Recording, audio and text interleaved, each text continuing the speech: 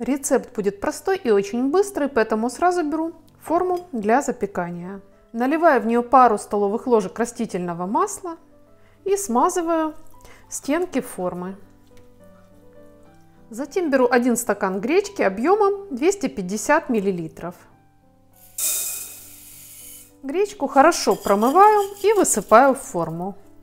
Одну небольшую луковицу нарезаю мелко.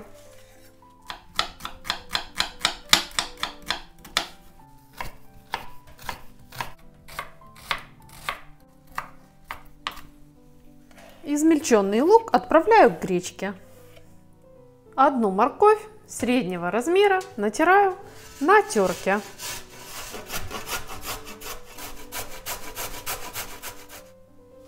Измельченная морковь также идет к остальным ингредиентам.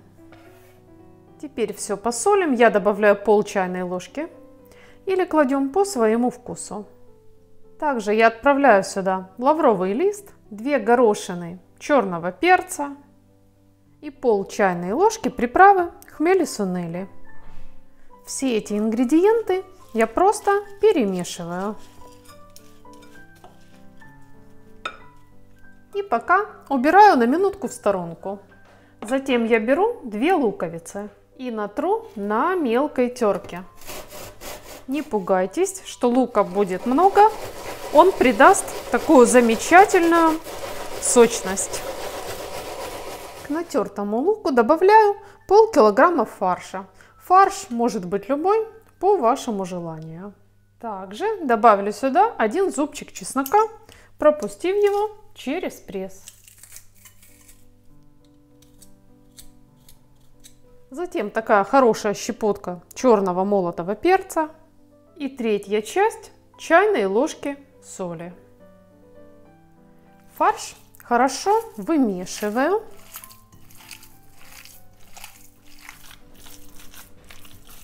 А затем еще его отбиваю. Пахнет он просто великолепно, аппетитно. Из этого фарша я делаю такие мясные шарики. И выкладываю их поверху гречки и овощей.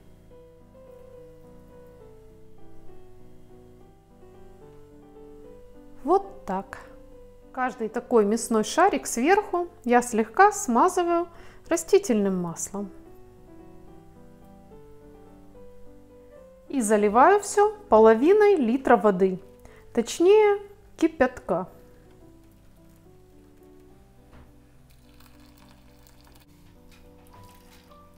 Готовленное ароматное блюдо накрываем крышкой или фольгой для запекания. И отправляем выпекаться в духовку при 200 градусах Цельсия или 392 градусах Фаренгейта. Через 40 минут я снимаю фольгу с формы и опять отправляю в духовку.